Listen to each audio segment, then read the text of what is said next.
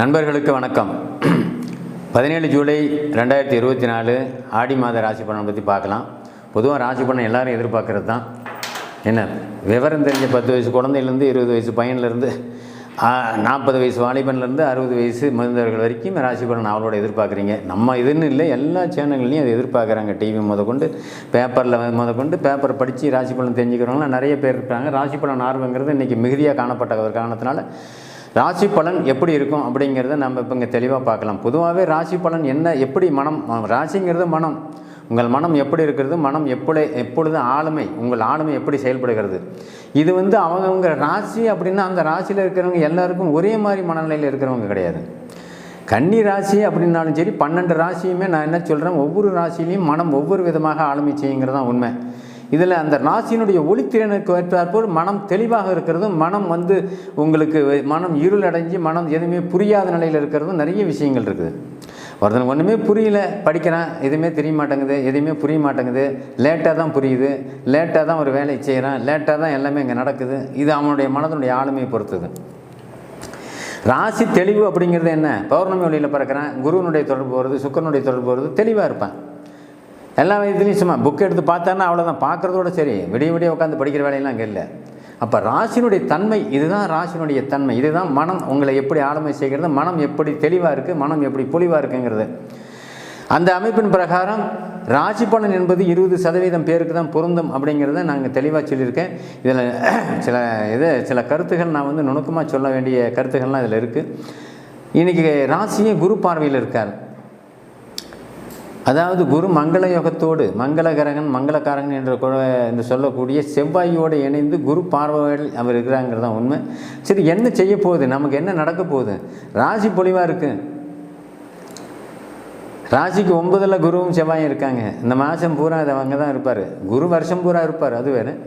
ஆனால் மங்களக்காரன் என்று சொல்லக்கூடிய அவர் அங்கே இருப்பார். மங்களக்காரகன் என்ன செய்வார், திடீர் அதிர்ஷ்டத்தை கொடுப்பார். வேலையே கிடைக்கல, திடீர்னு ஆர்டர் வந்துடும். ஆர்டர் அதுதான் திடீர் அதிர்ஷ்டம். உங்களுடைய எதிர்பார்ப்பு நடக்கலாம் கவலைப்பட்டுக்கிட்டு இருந்த ஒரு அமைப்பு திடீர்னு அந்த எதிர்பார்ப்பு டக்குன்னு கைக்கூடி வரும். கைக்கூடுனா என்ன, நீ அடுத்து தூங்கிட்டு நமக்கெல்லாம் எங்கே வேலை கிடைக்க போகுது, நாமெல்லாம் எங்கே நல்லா இருக்க போகிறோம், நாமெல்லாம் எப்படி இருக்க போகிறோம் அப்படின்னு கவலையோடு இருக்கக்கூடிய 20 வயது 25 வயதை கடந்த இளைஞர்கள் எல்லோருக்குமே வேலை வரக்கூடிய ஒரு அமைப்பு. அரசு வேலையை எதிர்நோக்கி கொண்டிருந்தவர்களுக்கு அரசு வேலை கிடைக்கக்கூடிய ஒரு அமைப்பு. அதே சமயத்தில் தனியார் துறையிலையோ தனியார் அமைப்புலேயோ வேலையை எதிர்பார்த்துக்கிட்டு இருந்தவங்களுக்கு அந்த வேலை கிடைக்கக்கூடிய ஒரு அமைப்பு. வெளிநாட்டுக்கு வேலைக்கு போகணும் அப்படின்னு நினச்சிக்கிட்டு இருந்தவங்களுக்கு வெளிநாட்டு யோகம் கிடைக்கக்கூடிய ஒரு அமைப்பு. அதே அமைப்பில் நம்ம வேலை நமக்கு சாத்தியமானது தானா, நம்ம வேலையை நிரந்தரமாக இதிலேயே செய்வோமா அப்படின்னு பலவிதமான குழப்பங்களை சந்திச்சுக்கிட்டு வந்த கன்னிராசி அன்பர்களுக்கு எல்லாருக்குமே இன்றைக்கி ஒரு புத்துணர்ச்சி பெறக்கூடிய ஒரு மாதமாக தான் இது இருக்கும். குறிப்பாக திருமண வயது, திருமணங்கிறது இன்றைக்கி தடைப்பட்டு இருந்த காலகட்டங்கள் கன்னிராசிக்காரர்களுக்கு எல்லாமே திருமணத்தை சிறப்பாக முடித்து கொடுக்குற வாரம். காரணம் என்னென்னா, குரு வலயம் என்று சொல்லக்கூடிய சுக்கிரனுடைய வீட்டில் இருக்கக்கூடிய குரு பகவான். சுக்கிரன் தாங்க ஆணுக்கும் பெண்ணுக்கும் திருமண பாக்கியத்தை, அதாவது கலசரக்காரகன் சொல்லக்கூடிய காமத்தை உண்டு பண்ணக்கூடிய, காமத்தை அனுபவிக்கக்கூடிய தன்மையை கொடுக்கக்கூடிய கிரகம் சுக்கிரன் அப்படின்னு சொல்கிறதுனால ஆணாக இருந்தாலும் சரி பெண்ணாக இருந்தாலும் சரி சுக்கிரன் தான் கல்யாணத்தை ஏற்படுத்துவார். இந்த ஆணுக்கு தனியாக செவ்வாய் சூரியன் சொல்லிக்கிட்டு பெண்ணுக்கு தனியாக சுக்கிரன் சொல்லிக்கிட்டு இருக்கிறதுலாம் சும்மா அப்படிலாம் இல்லை. அதனால் குறிப்பாக நான் சொல்ல போகிறது, அந்தந்த வயதில் அந்தந்த பருவத்தில் என்ன நடக்கும்னு எதிர்பார்க்குறீங்களோ, 20 வயசு 25 வயசு பையனுக்கு கல்வி படிக்கணும், கல்வி முடிக்கணும், கல்யாணத்தை பண்ணணும்னு எதிர்பார்ப்பாங்க பெற்றவங்க. ஒரே குடும்பத்தை சேர்ந்த ஒரே ராசியை சேர்ந்தவங்களாக இருந்தாலும் சரி, அந்த ராசியை சேர்ந்தவர்கள் மன சந்தோஷத்தோட மகன் நிகழ்வோடு அவங்களுக்கு பையனாக இருந்துச்சுன்னா பருவ வயசில் வேலை வாங்கிட்டோம் அப்படிங்கிற ஒரு சந்தோஷத்தை இப்போ கொடுக்கும். பருவ வயசில் பெண்ணு தேவைன்னா பொண்ணு கிடச்சிடுச்சுங்கிற ஒரு சந்தோஷத்தை கொடுக்கும். பருவ வயதில் நான் வேலையில் இருக்கிறேங்க, இந்த வேலையிலேருந்து இப்போ ஒரு ப்ரொமோஷன் கிடச்சிது அப்படின்னு சந்தோஷம் ஏற்படக்கூடிய ஒரு அமைப்பு கொடுக்கும். நல்லதே நடக்கக்கூடிய ஒரு அமைப்பு. நான் சுருக்க சொல்ல போனேன். இதை நான் பிரித்து சொல்லக்கூடிய காரணம் என்னென்னா, கன்னிராசிக்காரர்கள் நான் எல்லாமே பொதுவாக புத்திசாலிங்க. நான் அந்த மிதுனம் கன்னியை குறிப்பாக சொல்கிறது என்னென்னா, அந்த ராசி அதிபதி ராசிநாதன் புதனாக வர்றாரு. புதன் தான் அறிவுக்கு சம்பந்தப்பட்டவர், அறிவாளின்னு சொல்லக்கூடியவர். அறிவு சார்ந்த விஷயங்களில், நுணுக்கம் சார்ந்த ஆராய்ச்சி சார்ந்த விஷயங்களில் என்ன ஆராய்ச்சி துறை, விண்வெளி ஆராய்ச்சியில் இருக்கிறவங்களும் புதன் தான். அது மிதனமாக இருக்கிறவங்களுக்கு பொருந்தும். கண்ணில் இருக்கிறவங்களுக்கு ஜோதிட ஆராய்ச்சி, வானவியல் ஆராய்ச்சி எல்லாமே அதுக்கும் பொருந்தும். ஆக அந்த ஆராய்ச்சி அப்படிங்கிறது எங்கே சைபர் கிரைமில் இருக்கிறவங்க பாருங்கள், அவங்கெல்லாம் அந்த புதனுடைய காரகத்துவத்தில் இருப்பாங்க. இந்த சிஐடி லாக்காவில் இருக்கிறவங்க பாருங்கள், துப்பறியும் லாக்கா எல்லாமே புதனுடைய துறை தான். அப்போ இந்த புதனுடைய துறையில் இருக்கக்கூடிய அந்த ராசிநாதன் ராசி இன்னைக்கு வந்து கடகத்தில் இருந்து அவர் பகையாக இருந்தாலும் சுக்கிரனுடைய தொடர்பில் சூரியனுடைய இணைவில் இருக்கிறதுனால தலைமை பொறுப்பில் இருக்கக்கூடிய உயர் பதவியில் இருக்கக்கூடிய அரசு துறையை சேர்ந்தவங்களாக இருந்தாலும் சரி, தனியார் துறையை தேர்ந்தவங்களாலும் சாதிக்கக்கூடிய ஒரு மாதமாக இது இருக்கும். சாதிக்கணும்னு நினைக்கக்கூடிய அமைப்புகள் ராசியினுடைய பொது பலனில் வர்றதில்லைங்கிறது தான் உண்மை. அதே சமயத்தில் திசாபுத்திகள் அவர்களுக்கு சாதகமாக இருந்து குரு சுக்கிர தொடர்புகள் கூடுதலாக அவங்களுக்கு சுப ஒளியினுடைய திறன் கூடுதலாக இருக்கும்போது மட்டும்தான் இதை ஏற்படுத்தும். அப்போ எதிர்பார்ப்புகள் எல்லா மனிதருக்குமே உண்டு இல்லையா?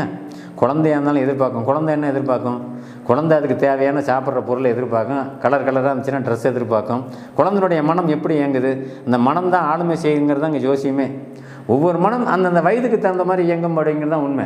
அப்போ அந்தந்த வயதுக்கு தகுந்த மாதிரி எப்படி இயங்குது குழந்தைக்கு அந்த மனசில் அந்த வயசில் அந்தக்கு தேவையான பொருள், விளையாட்டு பொருளை கேட்கும், தன்னை துணிமணியை கேட்கும், பிஸ்கட் கேட்கும், கேட்கும். இதில் தான் குழந்தை கேட்கும்.